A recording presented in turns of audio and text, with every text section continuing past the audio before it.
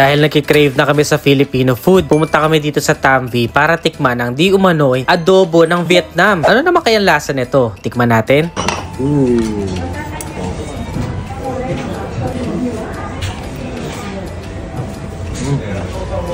Okay. Let's try their adobo.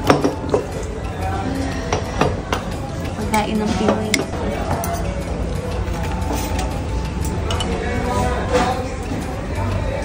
Adobo nga. May egg pa.